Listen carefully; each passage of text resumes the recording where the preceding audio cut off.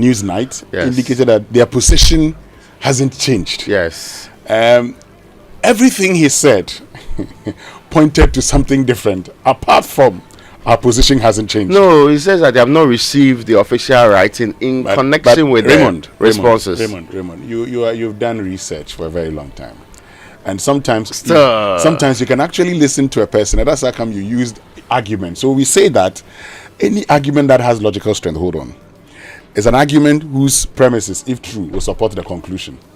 Most likely. The premises of Kenneth Kumson's argument say they have agreed to repeal LI 2464. And when it comes to the other ones, he says, put them in writing. Why was it difficult for him to tell us those ones? Maybe they had not concluded on that, so they wanted to put officially them in writing. record. Yes. And then after that, what happens? The leadership then they will take it to the membership of the labor unions. The organized labor will make a collective decision on what to do with the response from the executive. That is how they have always operated. Okay. Yes. Well, I think we can listen to him, right? Let's listen to Kenneth Kumson. Listen to what he said. Government agreed to respond officially to the demands that we have made. In fact, government agreed that the LI 2462 was going to be revoked. Parliament, when it reconvened, steps were going to be taken to ensure that the LI is revoked. There are other things that were said there, but we said, look, we cannot rely on Viva Boca confessions. We need government to officially write and then make these things official. Surprisingly, I was expecting the president, as usual, to speak authoritatively but to be honest with you, the president actually pleaded with organized labor that strike at this time, for him, he believes, will not augur well for this country. That, for us, is not the issue. Our issue is that the water bodies being destroyed means a lot to all Ghanaians. So whether the strike will come on or not, it depends on the reaction and the responses of government. Not even a bottle of water would I accept. I have my integrity to protect. I represent Ghanaian workers. Please. So nothing was given. I have given you my responses. You can verify from anyone, from anybody. I'm saying that not even a bottle of water would I accept, or any of us will accept in such meetings. If somebody took something, I'm not aware. But I'm saying that it didn't happen. Nothing of that nature. And that's Kenneth Kumson, Deputy General Secretary of the Ghana Federation of Labour. Let's now listen to Austin Gami, a labor expert. Nothing can save the government other than taking immediate step to respond positively to labor. This divide and rule tactics is an old Russian idea. It won't work today, it won't work tomorrow. You break their front so that there is no effective strike on the ground. You know what will happen? That's politically feasible. That is suicidal for the government. I guarantee you. Then that's their end. They shouldn't even go for the election. They should stop it, if that is what they want. But if there's no massive shutdown, then we are continuing life as usual. Let me tell you, there will be a shutdown.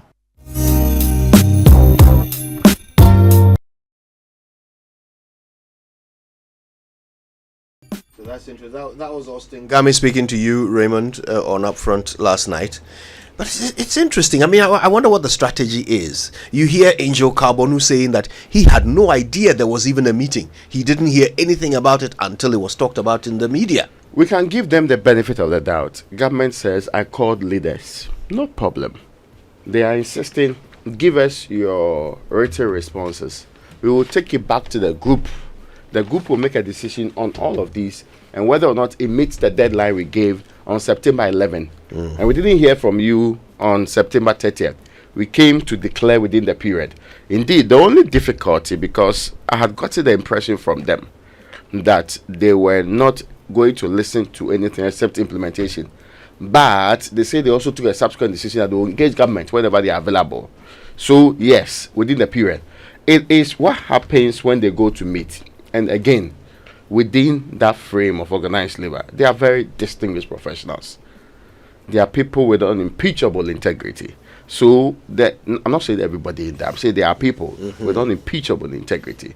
So, I am convinced that their decision will not just be based on I am able or maybe or will do or something like that, but it will be something that represents the grouping. Because the only difficulty here is that now they are looking with some suspicion at the people who attended the meeting. But I think it's premature.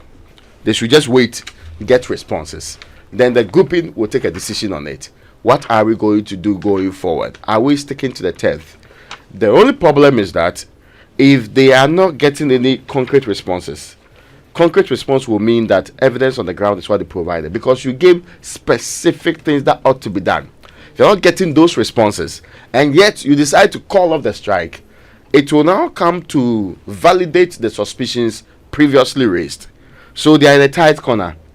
The other point is also that internal suspicion will deepen, which will be more problematic for Labour and this front, even going forward, than this one. So it's a tight one. But see, all of this back and forth is unnecessary if you spend that same time, energy, and effort solving the problem. Well, I mean, to be very honest with you, I think that if the president says they will revoke the LI, that we have been told, Kenneth Coomson says that he can tell us. The others, the president will respond, which actually, tells me or suggests to me that maybe there isn't conclusion on those ones, and so they expect the president to write to them, and then they would go and brief their members. Declaring a state of emergency and sending the military to go and fight this should not be a problem. It should not take a lot of years of planning. So look, it would take a bit of time to have the special court set up. So you can write to the Chief Justice, and that's it.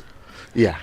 So you show evidence that you've written to the Chief Justice. I mean, some of this, and you see, that's simple. We are talking about demands that were made on September 11th. Yeah, it's simple. If you wanted to show real action, that these things can be done, you could have already done them by now. Written to them and claim that but I started working on it. Do that. In fact, the proposal that was the Professor Bafajman gave was that immediately they give you also write a response and say, see, these are the things I've started doing. Yes. So within the period, I'm hoping to make some effort. So we have called Parliament, to come and sit and approve $250 or so million dollars for energy sector, whatever. This, to me, no matter how you look at it, the destruction of our water bodies and our forests is a far more urgent matter. If you really wanted to deal with dispatch, you would have done so. There is one thing that President Akufo-Addo can do today if he's really interested and committed to the fight against illegal mining. Just declare the state of emergency. Ask the military to go out there and fight those who are destroying our water bodies and our forests. Anybody who's engaged in illegal mining or irresponsible mining, that person must stop. End of the game. Yesterday, Subin MP was telling me that he is a member of the party. He is a member of Parliament. He cannot understand why the executive president is not sacking his appointees, DCs, and all the other people who are in charge of districts where this is happening. So, I mean, those who criticize the president for his inaction, the number one reason they give is that nobody can fight himself. So if you are benefiting from Galamsey, how do you fight it? Whether you are benefiting in terms of you are actually mining illegally yourself, or your campaign is being funded by those who mine illegally, or you want the votes of those who mine illegally. Either way, you are benefiting from it. So when people say declare a state of emergency, when people say stop Galamsey, they are asking you to stop yourself. So the difficulty is easy to understand from that perspective. How do you stop yourself? Look, let me read you something. The management of Ghana Water Limited, Central Region, wishes to update all its cherished customers within Cape Coast, Elmina and surrounding communities of the current water supply situation in these communities. The Sechirahimang water treatment is currently recording an average turbidity of 9,000 NTU as compared to the previous average turbidity of 14,000 NTU through the effort of the Central Regional Security Council, led by the Minister, Mrs. Justina Marigold Assan. As a result of this event, production at the plant has now increased from 1,981 1,981,290 gallons a day to 2,773,807 gallons a day. We wish to assure our cherished customers within Cape Coast, Elmina, and the surrounding communities that every effort is being made to supply adequate water to meet their demand. Effort is being made by the Central Regional Security Council to help improve the raw water source quality. We hope to update the public periodically and blah, blah, blah, blah. So, they are not, Ghana Water is not telling you that the water is now flowing. No. It's not now flowing. They are just telling you that the turbidity has come down and it's because of the regional minister. That's the message of this statement. Turbidity has come down and it's because of regional minister. You know why this is important? It's because many people believe that what provoked the recent reaction is the massive statement about 60% and the 14,000. So if we come and tell them that there is progress, it will signal that there is some fighting happening on the ground. Yes. But we are not in a different country. we are not aliens in our own country. And you remember the action that was taken by government when the pressure started to mount was when Abu Jinapo announced that now regional ministers are going to take over the fight. So now you hear that a regional minister has reduced turbidity from 14,000 NTU to 9,000 NTU. They're going to sack all the Galamsey people from the water bodies. But the water is still not flowing. And perhaps by some action they have improved the quality. But the water is still not flowing. So you see, they are touting input, not output. Hopefully, it will come to that end. Hopefully. But why wait? Why not wait until the water is flowing before you issue a statement? No, this is to tell you people that the protest you're embarking on reduce the velocity because the volumes are the regional improving. Ministers are working. Yes, so you know clearly we know the times you are in. It is, I mean, clearly. But let's get to any country that is happy that it has turbidity of 9,000. When it's supposed to be and less, we are communicating to our when it's people. supposed to be less than 5. Yes, imagine Good news. Yeah. Our turbidity is 9,000. now. Acceptable level is 5, but ours Less is than that, 9,000. Good news. Yeah. Now, the biggest story on the front page of the Daily Graphic is Motorway street lights vanish. And the story by Kester Abraham Crunchy says almost all the street lights that were installed on the 19-kilometer Accra Tema motorway, they have vanished after 3 years.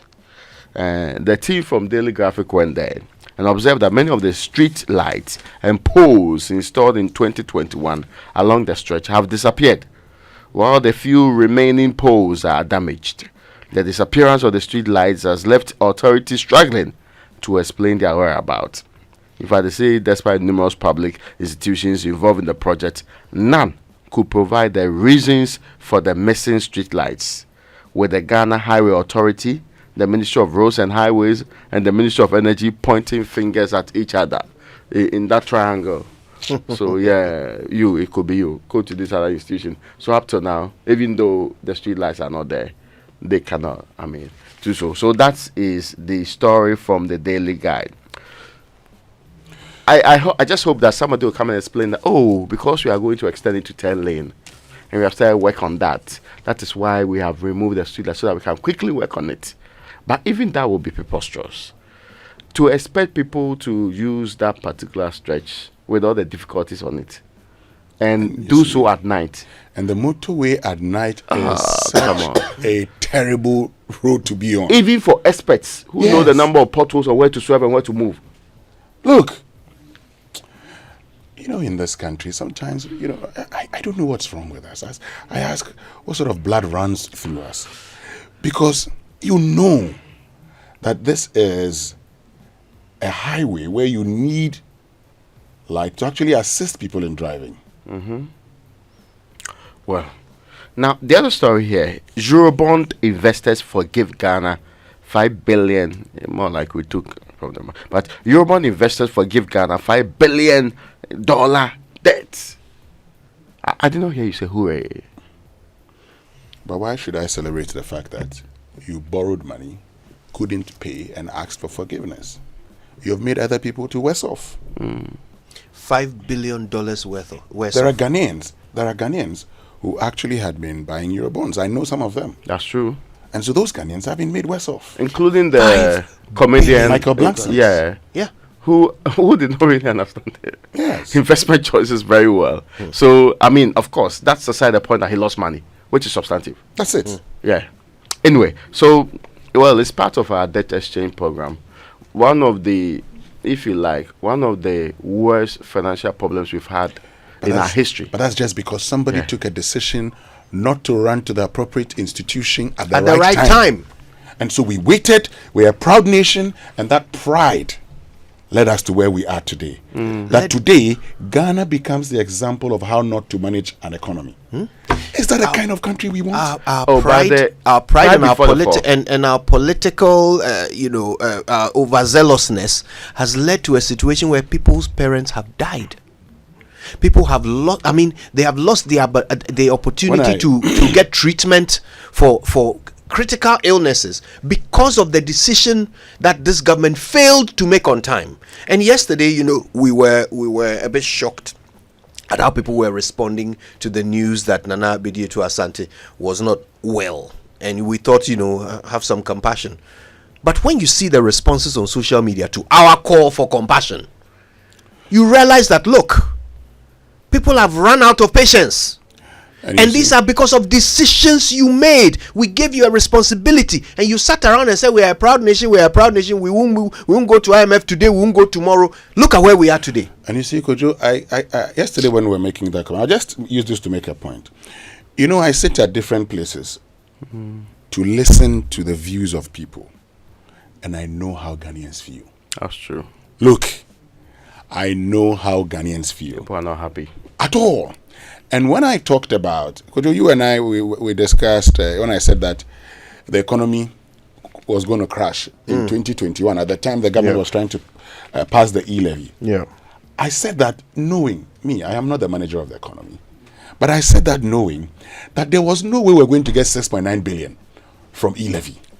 And we had put in place plans that was going to give us a problem. But you see, this is it for me. If you're borrowing consistently, and Dr. Bawumia said this when he was in opposition, and that's a problem in this country. All the bright ideas come from people who are in opposition. That's true. When they get into government, then they forget. When you borrow for recurrent expenditure, my brother, how are you going to pay that money? Yeah. You're borrowing, believing that you're using these funds to actually engage in capital expenditure, some of which will be able to generate funds to repay the debt. Now we go and borrow. We go and borrow. Sometimes we go and borrow just because at the time we are excited that we're able to borrow and borrow more. We borrow just to ensure stabilization of the Ghana city. Yeah. So that we can add it to the plaudits. And this is a country that and this is a country that in opposition, the party realized that we had to move away from taxation to production. Except that when they got into government, they could not actually implement all the laudable ideas they had in opposition, including one district, one factory. That today has failed. Now, let me bring you the last batch of stories on the back page. And yes, back page because the other ones, yes, the Chief Justice said blame prosecutors for delayed Galamsey cases. That's what we are talking about it. And KUSC, UW, UGBS for tertiary business science challenge. But the back page, Car Bank NSS personnel renovate school building at Adenta. And if we all know how much NSS personnel get, even if they got more than that, it's a very laudable project. We need to help those. You see, these are the kind of people that companies should, if you give them money, they'll do good things. For them to actually be national service personnel and be interested in renovating with their own cash a school is touching. Okay. A lot more people should take up philanthropic engagements. Exactly. The Daily Guide says Ghana completes Eurobond debt exchange. That's here. Ghana Health Service records the Mpox case, the first one. And Nana mocks Mahama over number 8. J. Mensah Kosa gives 50 motorbikes to Bono NPP. And Walumo second, Penuku the second restrained. That's it. Center spread talks about Benedicta Gaffa. She was on changes with Roslyn Failey on Joy Prime, I think, and she said that her body is real. It is not BBL. Anyway, we can get into. So who's that? Benedicta Gaffa, actress. Yeah. We can get into the online news review. Why has it made the news? Is it that people don't believe her or what? I don't know.